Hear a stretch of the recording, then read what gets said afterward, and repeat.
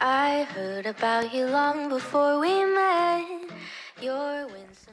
Yes, it is real coffee. And yes, this is a real, genuine 65 Indy Enco Esso t-shirt.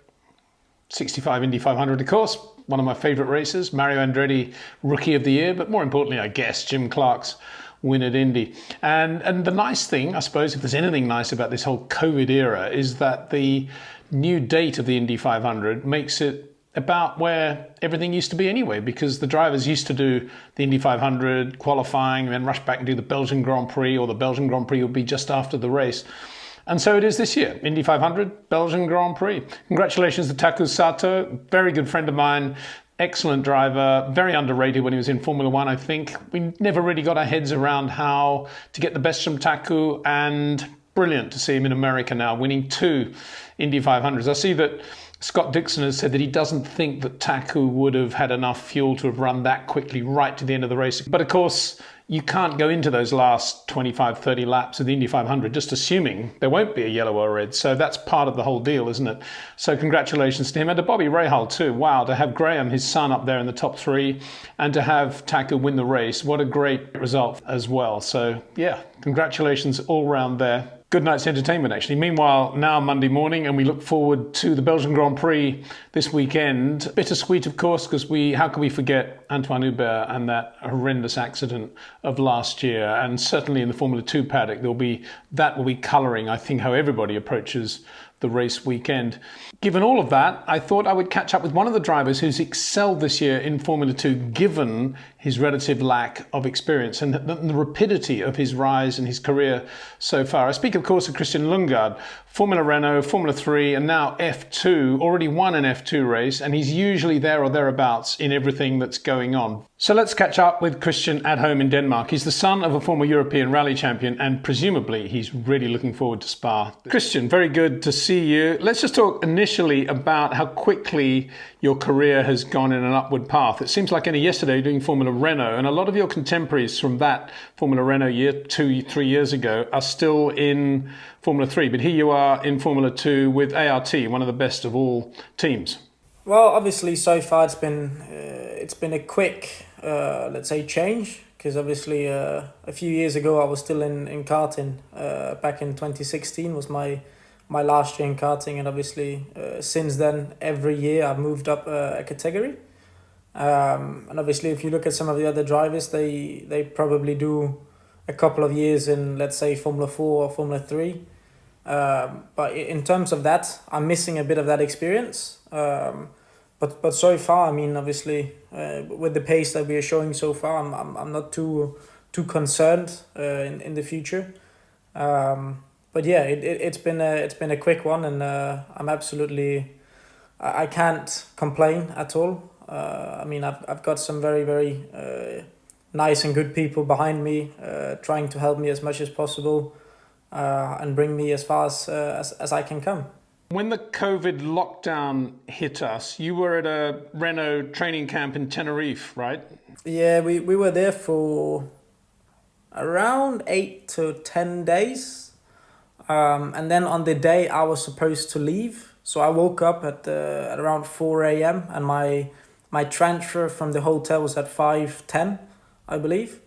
And then when I walked up to the reception, I was like, because we had a sandstorm on Saturday and I had to leave on Monday morning.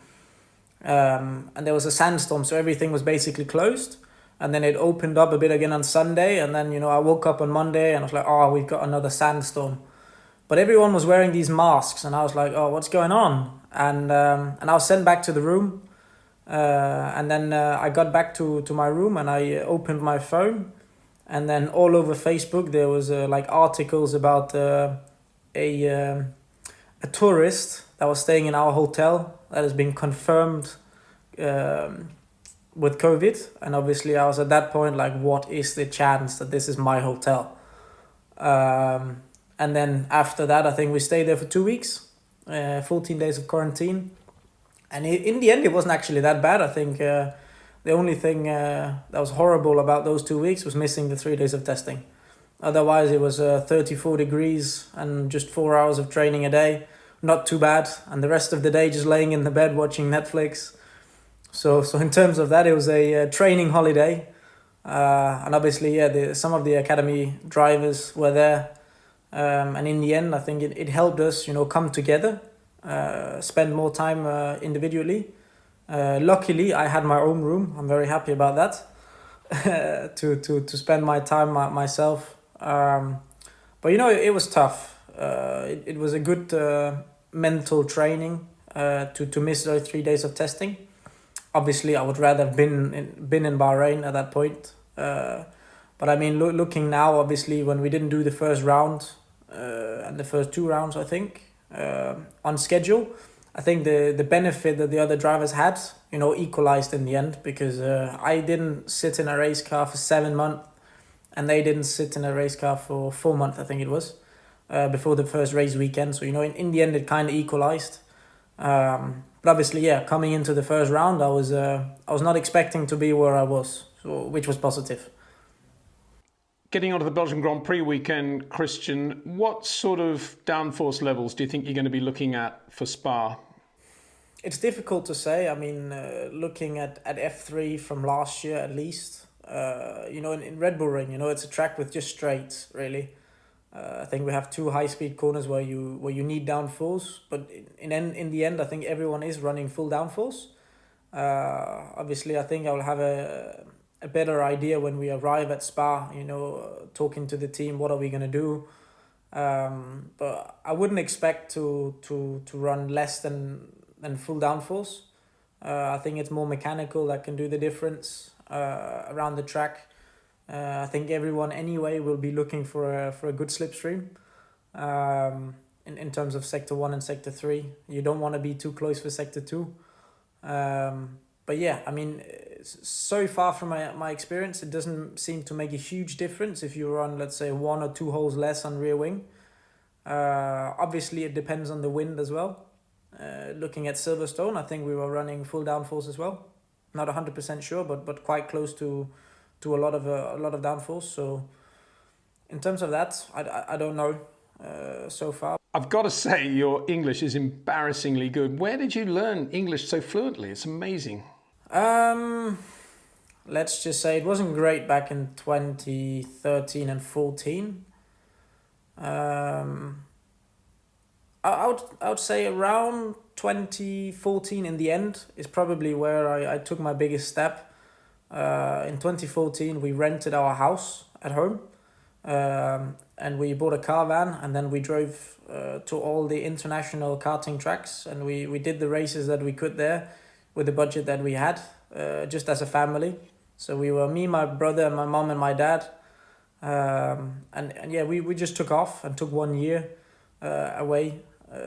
Basically just ripped it out of the calendar, and then some of the races, let's say if there was a back-to-back race at the same track, I remember there was one in La Conca in Italy where we didn't have the budget for both of us to run both rounds, me and my brother. So I don't remember which order we did it, but either I ran the first one and he ran the second race, and opposite, just to get the most experience as a driver.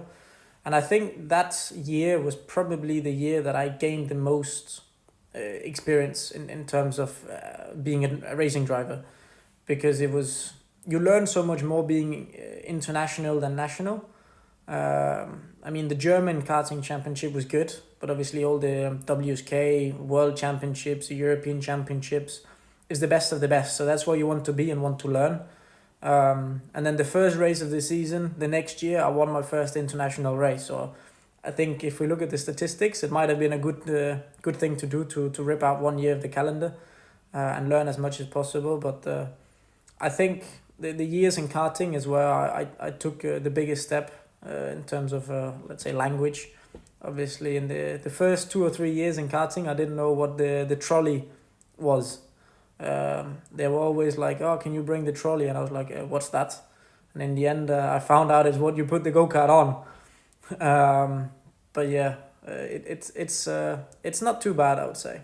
Christian, finally, and I'll let you go. Your dad, Henrik, a former European rally champion. Did you ever think about rallying? Have you ever driven a rally car? No, and I don't think I will ever do. Because I'm the type of guy that when I think I can do it, it's not always the truth. I sometimes get too optimistic and goes way too fast into a corner, and then it's game over. And I know I like watching rally. I think it's going to be quite cool to do, but I would rather prefer to do rally cross in the way that it's a racetrack. I mean, you're doing laps instead of doing stage on roads. And if you've never been there before, I think it's a bit tricky. Maybe later in my life I might find it more interesting, but at the moment it's not on my bucket list so far. Thanks, Christian. Good to talk to you. Drive well this weekend. Yes, as well as the statistic says, we've been good in the first 2 rounds, but we haven't scored many points in the third race of a triple header. So we have another one. So I hope we can change that. Right, well, yeah, I'm looking forward to it very much. I'm doing the commentary actually on Formula 3 and Formula 2 and on the Pit Lane channel for Formula 1. So if you're around, listen to that if you like. Should be a lot of fun. Really looking forward to the Belgian Grand Prix. Talk to you soon. I heard about you long before we met. You're winsome and you're young, at least that's what they said. Underneath your glitter and your gold.